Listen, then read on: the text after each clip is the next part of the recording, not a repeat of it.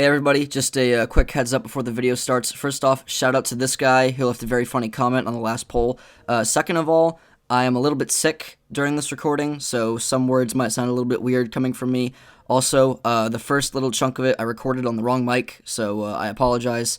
But without further ado, here's the video.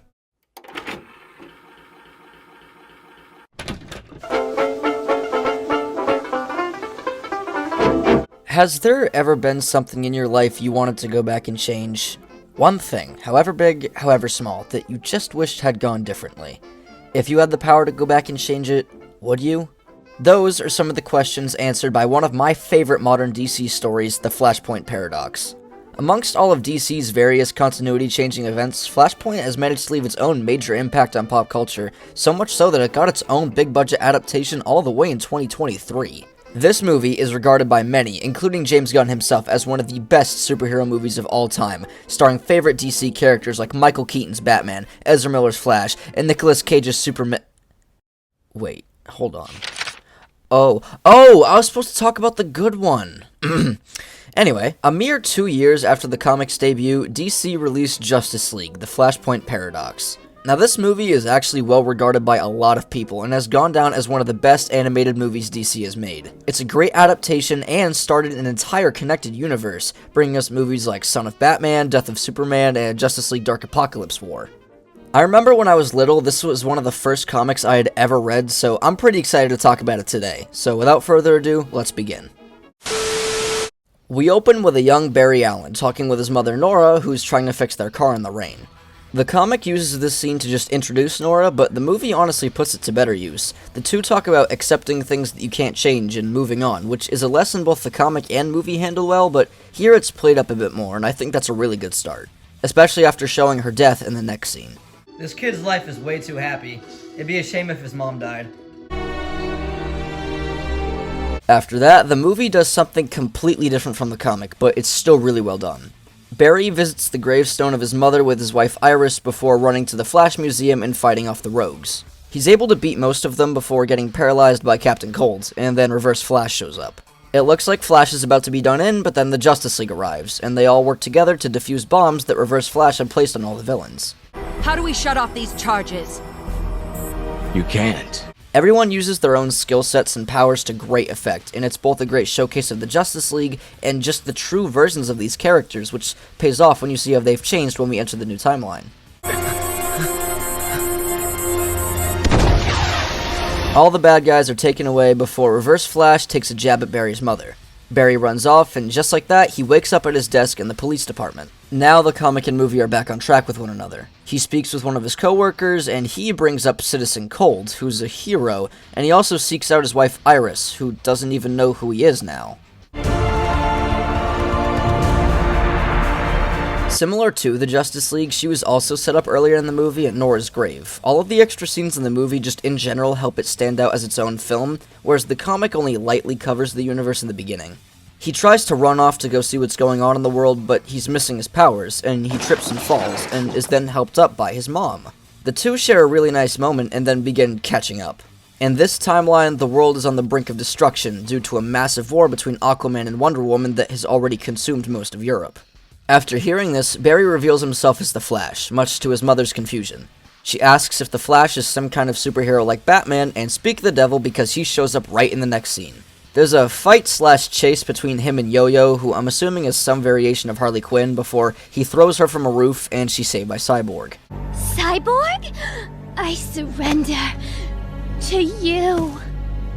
Smart. He tries to sway Batman into joining a superhuman team he's putting together to stop the Wonder Woman-Aquaman war before it ends the world. In the comic, there's a ton of people on this team. Shazam, Enchantress, Citizen Cold, Sandman, a female Metamorpho, and Abin Sur Green Lantern. But the movie reduces the team down to a few people, which was most likely a budgetary thing, and all of the scenes that had these characters in the book are retooled and come out fine.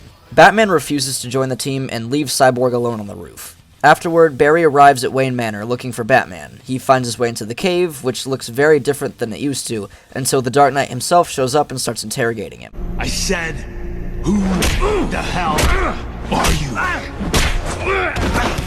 Barry calls out Bruce's name to try to ease his nerves, but Batman responds by saying that Bruce died years ago. And Barry realizes that this is not Bruce Wayne. This is Thomas Wayne, his father. You're his father. You're Thomas Wayne. This is one of the most iconic parts of Flashpoint. Thomas Wayne Batman is such a unique, cool twist on the original version, and the fact that he uses guns and kills people makes sense because he really didn't have the same takeaway that Bruce did, which we actually get to see in a really well-made flashback. After this scene, we cut to Deathstroke and his crew on a pirate ship exploring the ocean where France used to be. In the movie, Lex Luthor's there, and he's looking for a supposed world-ending weapon in Aquaman's possession, who then promptly attacks the ship, killing everybody there, with a pretty sick fight scene in the movie.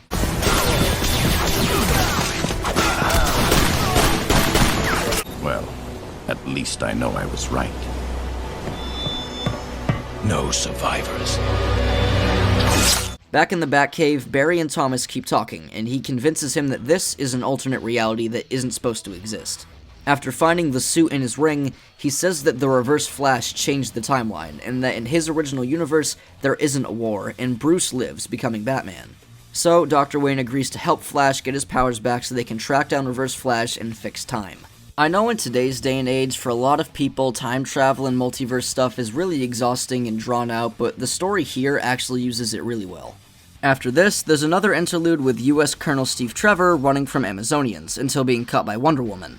She uses her lasso to interrogate Steve, who explains that Lois Lane is hidden in Europe, looking to help America's plan to invade and stop the war with Aquaman. She then promptly kills him, and then sets her sights on hunting down Lois Lane. After this, Barry and Batman set up a machine to try and recreate the accident that gave him his powers. With some determination, Barry straps himself in before being hit with lightning, toasting him like Anakin Skywalker. Oh my god. After this, Cyborg speaks with President Barack Onada, who relieves him of his service after he failed to put together a proper team to stop the war. Then we cut back to Barry, heavily burnt and being tended to by Batman. Upon waking up, he immediately said that he needs to try the lightning chair again. Batman protests, but Barry reminds him that this is for Bruce, so he begrudgingly helps him back to the roof. An explosion goes off, knocking Batman off the roof, heading straight for the spiked fence. Just before he's impaled, though, a newly repowered Flash catches him. Told you I was fast. Now that he has his powers back, the two of them are about to leave, but Batman first says that he needs a suit, and he hands him the Reverse Flash costume. Now in the movie, he straight up reverses the colors using his powers, which in the comic he said he could do, but he ends up just making a new one. It's a funny little change if you get the reference. Flash says that they need to recruit Superman to help stop Reverse Flash and fix the time stream, but Batman doesn't know who that is. They look online and discover that instead of landing in Smallville, Superman's rocket crashed into Metropolis, killing thousands. Right here, I just want to mention, in the beginning of the story, Barry has recurring seizures that start affecting his memories, and that's how we get exposition on the new timeline. The movie uses this to visualize the different moments, and that's how we get things like the Wayne flashback, Superman's rocket, and also why Wonder Woman and Aquaman have begun fighting in the first place. Basically, Aquaman was cheating on his wife, Queen Mara, with Wonder Woman, so Mara tried to assassinate her, which she expectedly failed to do, and Wonder Woman killed her, sparking the war. Fatality. Getting back to the story, we now see Lois Lane, running through England, which is now known as New Themyscira, and in the movie, she's caught by a group of Amazonian warriors, but before they can kill her, a mysterious blur appears, killing all of them and then disappearing. I say mysterious, but if you look, it's pretty obvious that it is Reverse Flash, and in the movie they even mention that.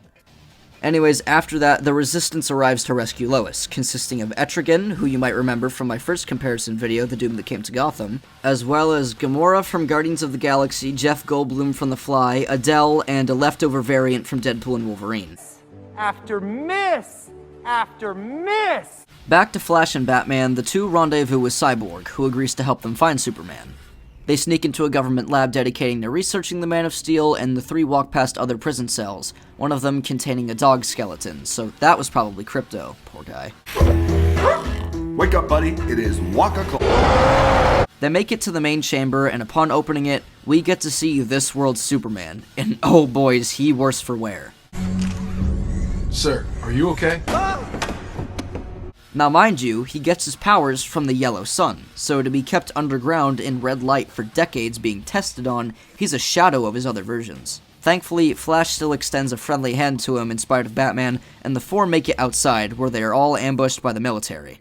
But now, Superman finally sees the sun, so his powers start kicking in, taking out a few of the guards before he gets scared and flies off. In the movie, Flash puts on his big boy pants, dismantles all the guns, and takes out most of the soldiers before having another memory seizure. But in the book, the three are screwed without Superman and get saved by Element Woman, who is completely cut from the movie. I kind of understand her removal, even though she is one of the recurring characters from the book. She mostly just served as light comic relief, so she wasn't too important. That being said, she is a pretty cool different take on Metamorpho. The next scene shows Hal Jordan, who you should know as Green Lantern, being assigned to a fleet attacking Aquaman's secret weapon to try and stop the war.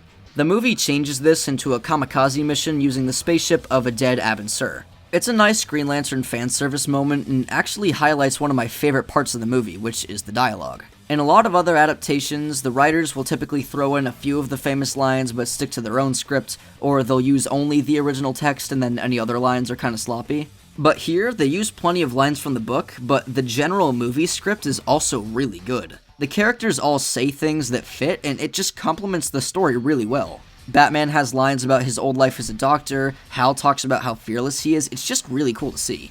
Anyways, the characters see that the US's attack failed, and the movie actually shows Hal Jordan's kamikaze attack failing. And now, Aquaman and Wonder Woman have launched their final offensive against one another. Batman wants to give up, but Barry is able to convince him to keep fighting, so Cyborg, Flash, Batman, and the Shazam kids all head out to Europe for one last stand. After this, there's a pretty cool scene of Arthur and Diana just completely laying into each other.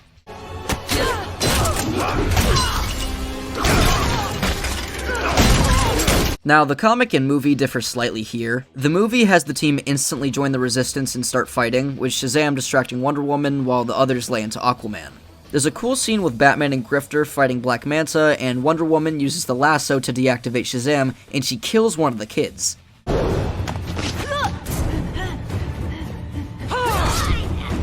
It's a genuinely unsettling moment, and honestly, it makes me want to put this version of Wonder Woman up there with the Injustice one as one of the worst versions of this character. And when I say worse, I mean, like, evil, basically. Meanwhile, Aquaman rips Cyborg apart piece by piece before getting his arm blasted off by a returning Superman, though unfortunately, it's too late to save Cyborg. Hero. Friend. However, instead of all this in the comic, once the team arrives in Europe, Enchantress, one of the side characters, turns on them, disabling Shazam, gravely wounding Batman, and just causing chaos on both sides. It's kinda weird, but overall fits with the chaotic nature of the story, and Superman still comes down and kills the Enchantress, joining the battle. The rest of the story's events are mostly the same, if rearranged a little bit. Barry begins hunting down Reverse Flash, calling him out like how a marshal would call out an outlaw in the Wild West. When Thawne finally does appear, it feels so earned. We saw this guy briefly in the beginning taunt Barry, and now in the third act, we see him as mocking and threatening as ever. I love what you've done with the place. This is all your fault! The two fight across the city in a great scene, with both just taking shots at each other. Barry is angry, going at Thawne with everything that he has, asking him what he did and why he changed the timeline. But, as if on a whim, Thawne gets the upper hand and starts practically toying with Barry, torturing him and eventually pinning him down. And it's here where the big twist is revealed. He didn't change the timeline, Barry did. That's the beauty of all this. I didn't do any of it. You did. Back when Barry first met his mother in the beginning, it's because he had gone back in time and saved her from being killed, and it changed everything. Break the sound barrier and there's a sonic boom. You broke the time barrier, Flash. Time boom. Ripples of distortion radiated out through that point of impact, shifting everything just a tiny bit, but enough. Thawne makes Barry look around the battlefield as people die because of his actions, and he continues to taunt him by saying that as long as he can channel the Speed Force, then Barry can't change time. That is until he's killed by Batman. I'm afraid there just isn't enough Speed Force to go around. There is now. Now, in the comic, he's stabbed through the chest with a sword, but the movie actually has him get shot in the head, which is a plot point that they bring back in later movies, which is pretty cool.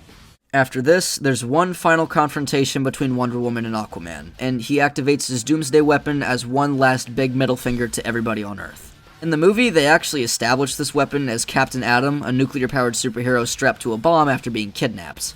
As the bomb goes off, Barry comforts a dying Batman, who gives him a letter for Bruce once he gets back to his own time. And as the world is enveloped by the explosion, Barry runs, fast enough to access the time stream.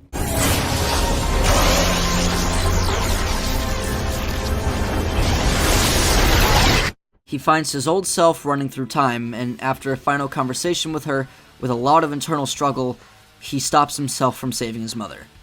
He wakes back up in a world that's more familiar to him, and the movie has a scene of him reconnecting with Iris, which is really nice. In the last scene, Barry retells his whole adventure to Batman, his Batman, and finally hands him the letter that Thomas wrote. You're one hell of a messenger. Thank you. This is one of my favorite DC moments because it's one of the most upfront displays of Batman's more emotional side, which I really appreciate. The comic ends here, but the movie has one more scene, of Barry running through Gotham City, finally back in his own world. Now, this isn't actually his own world because it's actually the New 52 universe and the DC AMU movies, but for simplicity's sake, he's home. Nerd. This is honestly a great adaptation. It captures all the creativity and essence of the original story, while also making changes that don't hinder that. Things like Enchantress's betrayal or the Captain Atom thing don't drastically alter the plot. If anything, they make the movie version more digestible. Like I said earlier, this movie is often put up in the higher echelon of DC animated stuff, and rightfully so, because it's just a good time to watch and tells the story really well. Getting into the animation, it's all very nice. All of the designs translated well, and all of the action was pretty smooth, and surprisingly bloody and violent, which I did quite like. The story is pretty dark, and the book did have some admittedly violent moments, but the movie feels like an evolution of that without feeling too forced. If I had one nitpick, the 3D model of Flash running at the end looks a little bit wacky, but I've seen way worse. Getting into the casting, Justin Chambers is doing great as the Flash. I haven't seen any of the other stuff he's been in, but here he delivers all of his lines with emotion and fits the role very well. Kevin McKidd played the Thomas Wayne Batman very well, and Kevin Conroy plays the prologue and epilogue versions of Batman, which is always nice to see. It's future tech. Difficult to disarm without setting them off, even for me. Danny Houston plays General Lane, and I'd make a Colonel Stryker joke if I could think of one. Nathan Fillion plays Green Lantern in both versions, which is pretty ironic with the new Superman movie coming out. Michael B. Jordan plays Cyborg, which is a celebrity pull that I would not have expected. Other notable inclusions are D. Bradley Baker as Etrigan, Ron Perlman as Deathstroke, and Steve Blum, who cameos as Lex Luthor. Meddlers, they're in my way. But obviously, I have to talk about the man himself, C. Thomas Howell as Reverse Flash. Because of his snide and mocking delivery, this is one of the best iterations of Reverse Flash in recent memory. The world is about to end.